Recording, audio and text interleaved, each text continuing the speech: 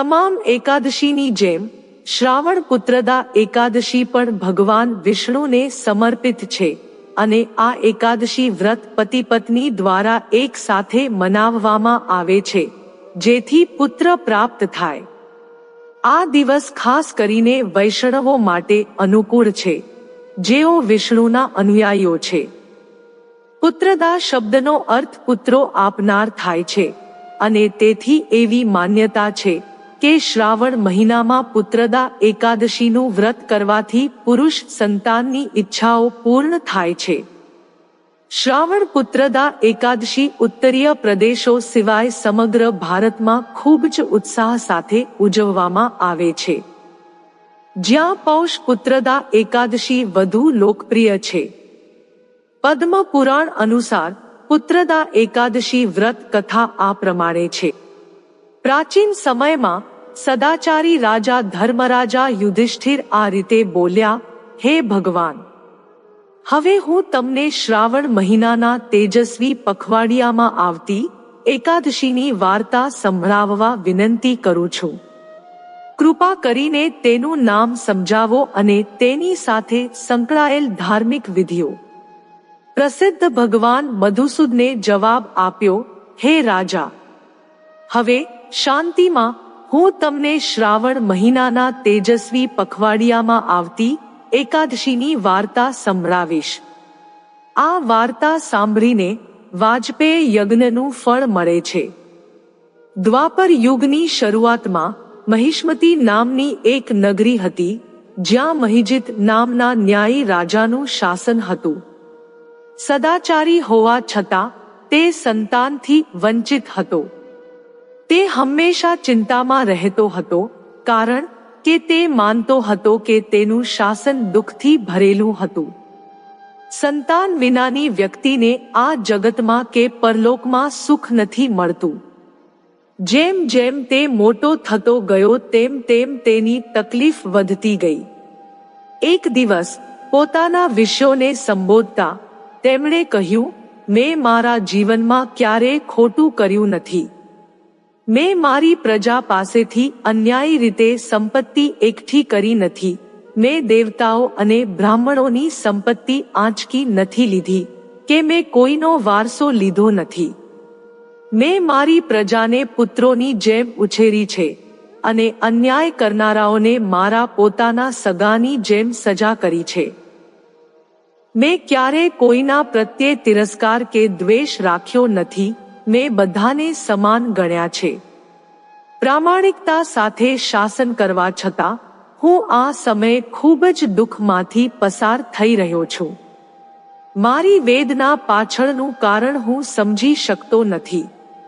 સલાહ મેળવવા માટે રાજા મહિજીતના પ્રધાનો અને સલાહકારો જંગલમાં પાછા ફર્યા. ત્યાં તેઓ મહાન ઋષિઓ અને જ્ઞાની પુરુષો મળ્યા. તેમની વચ્ચે આદરણીય ઋષિ લોમાશા હતા, જે સદ્ગુણોની રીતો અને શાસ્ત્રોમાં સારી રીતે વાકેફ હતા. એસેમ્બલીએ તેમનું સન્માન સાથે સ્વાગત કર્યું અને તેમની સમક્ષ તેમની બેઠકો લીધી. તેઓ કહેવા લાગ્યા, હે ઋષિ, અમે તમારા દર્શન કરવા માટે ભાગ્યશાળી છીએ. કૃપા કરીને અમને અમારી દુર્દશા વિશે જ્ઞાન આપો. લોમાશા ઋષિએ જવાબ આપ્યો, બ્રાહ્મણો, તમારી નમ્રતા અને સદાચારી આચરણ મને ખૂબ જ પ્રસન્ન કરે છે. હવે તમારી મુલાકાતનું કારણ મને જણાવો અને હું ચોક્કસપણે મારી ક્ષમતા અનુસાર ઉકેલ આપીશ, કારણ કે આપણું શરીર અન્યની સેવા કરવા માટે રચાયેલ છે. આમાં કોઈ શંકા નથી. ઋષિના આ શબ્દો સાંભળીને માણસો ખાતરી સાથે હસ્યા કે ઉકેલ મળી જશે. તેઓએ જવાબ આપ્યો, અમે અમારી મૂંઝવણને સમજવા માટે તમારું માર્ગદર્શન માંગીએ છીએ. અમે રાજા મહિજીતના પ્રજા છીએ, જેમને સંતતિ બનાવવામાં મુશ્કેલી આવી રહી છે, જેના કારણે તે મૂળમાં પીડાદાયક છે અને તેની ભાગીદારી કરવી અમારી ફરજ છે. તેના નિઃસંતાન થવાનું કારણ અમારા માટે રહસ્ય છે. અમને વિશ્વાસ છે કે અમારી મુશ્કેલીઓનું નિરાકરણ આવશે. કૃપા કરીને અમને અમારા રાજાને પુત્રનો આશીર્વાદ આપવાનો ઉપાય જણાવો. તેમના શબ્દો સાંભળ્યા પછી ઋષિ લોમાશાએ થોડા સમય માટે તેમની આંખો બંધ કરી રાજાના ભૂતકાળના જીવનનો વિચાર કર્યો.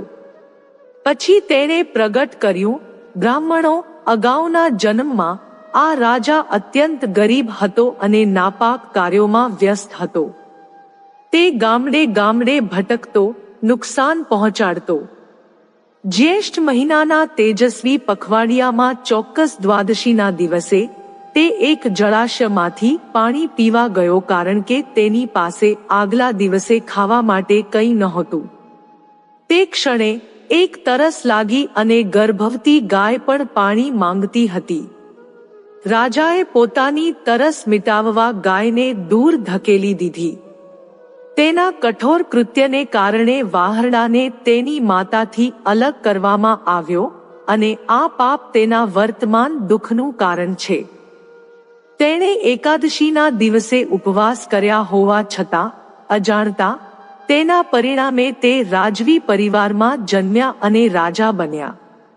શ્રાવણ માસના તેજસ્વી પખવાડિયામાં એકાદશીનું પાલન તેના પાછલા જન્મના પાપોની મુક્તિ માટેના ઉપાય તરીકે કામ કરશે.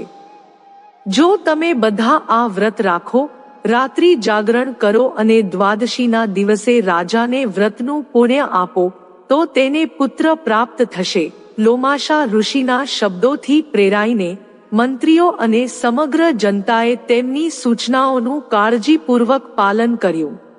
પાલન પછી તેઓએ રાજા મહિજીતને તેમના ઉપવાસના ગુણો અર્પણ કર્યા. પરિણામે રાણીએ કલ્પના કરી અને 9 મહિના પછી એક તેજસ્વી અને સદ્ગુણી પુત્રને જન્મ આપ્યો. શ્રી કૃષ્ણએ અંતમાં કહ્યું, હે રાજા, આ રીતે આ એકાદશી પુત્રદા એકાદશી તરીકે જાણીતી થઈ.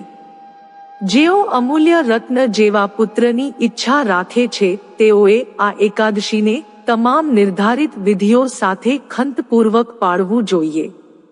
તેના પાલનથી આ સંસારમાં સુખ અને સ્વર્ગની પ્રાપ્તિ થાય છે. હવે પછી શ્રાવણ પુત્રદા એકાદશીમાં ધાર્મિક વિધિઓ. શ્રાવણ પુત્રદા એકાદશી પર ઉપવાસ એ મુખ્ય ધાર્મિક વિધિ છે. જો બંને ભાગીદારો પુરુષ બાળકની ઈચ્છા ધરાવતા હોય તો ઉપવાસ કરવો જોઈએ. આ દિવસે કેટલાક યુગલો કડક ઉપવાસ રાખે છે, જ્યારે કેટલાક આંશિક ઉપવાસ પણ રાખે છે. શ્રાવણ પુત્રદા એકાદશી પર બધા માટે અનાજ, કઠોળ, ચોખા, ડુંગળી અને માંસાહારી ખોરાક ખાવા પર સખત પ્રતિબંધ છે. વ્રત દશમીના રોજ શરૂ થાય છે અને નિરીક્ષ કે બપોર પહેલા માત્ર સાત્વિક ભોજન જ લેવું જોઈએ. દશમીની રાત્રે સંપૂર્ણ બ્રહ્મચર્ય પાળવામાં આવે છે. એકાદશીના સૂર્યોદયથી લઈને દ્વાદશી, 12મો દિવસ ની સવાર સુધી કોઈ પણ ભોજન લેવામાં આવતું નથી. પૂજા વિધિ પૂર્ણ કર્યા પછી અને આદરણીય બ્રાહ્મણને ભોજન અર્પણ કર્યા પછી ઉપવાસ તોડવામાં આવે છે. આ દિવસે ભગવાન વિષ્ણુની સંપૂર્ણ ભક્તિ અને ઉત્સાહ સાથે પૂજા કરવામાં આવે છે. વિષ્ણુની મૂર્તિ પૂજા સ્થાન પર રાખવામાં આવે છે અને પંચામૃત અભિષેક કરવામાં આવે છે. ભક્તો ભગવાનને તેજસ્વી ફૂલો, ફળો અને અન્ય પૂજા જરૂરી વસ્તુઓ પણ અર્પણ કરે છે. શ્રાવણ પુત્રદા એકાદશીના દર્શન કરનાર ભગવાન વિષ્ણુની સ્તુતિમાં ભજન અને ભક્તિ ગીતો ગાઈને આખી રાત જાગરણ રાખે છે. ભક્તો સાંજના સમયે ભગવાન વિષ્ણુના નજીકના મંદિરોની પણ મુલાકાત લે છે. 5 દિવસનો લોકપ્રિય ઝૂલન ઉત્સવ પણ શ્રાવણ પુત્રદા એકાદશીથી શરૂ થાય છે. ઝૂલાને લતા અને ફૂલોથી સુંદર રીતે શણગારવામાં આવે છે અને ભગવાન કૃષ્ણ અને દેવી રાધાની મૂર્તિ ઝૂલામાં મૂકવામાં આવે છે. તહેવારો શ્રાવણ પૂર્ણિમાના દિવસે સમાપ્ત થાય છે. પૂર્ણિમાનો દિવસ. શ્રાવણ પુત્રદા એકાદશીનું મહત્વ. આપણા હિન્દુ સમાજમાં દીકરો હોવો મહત્વપૂર્ણ માનવામાં આવે છે, કારણ કે તે વૃદ્ધાવસ્થા દરમિયાન તેના પિતા અને માતાની સંભાળ રાખે છે. શ્રદ્ધા, પૂર્વજ સંસ્કાર, પણ તેના મૃત પૂર્વજોને શાંતિ આપવા માટે પુરુષ બાળક દ્વારા જ કરી શકાય છે. હિન્દુ ધર્મમાં મનાવવામાં આવતી 26 એકાદશીઓમાંથી દરેકનું પોતાનું ચોક્કસ લક્ષ્ય છે. શ્રાવણ શુક્લ પક્ષ દરમિયાન આવતી એકાદશીમાં નિઃસંતાન દંપતીને પુરુષ સંતાનો આપવાની સત્તા હોય છે. ત્યાં માત્ર 2 એકાદશીઓ છે જે પુત્રો આપનાર છે અને બીજી એક પૌષ પુત્રદા એકાદશી છે.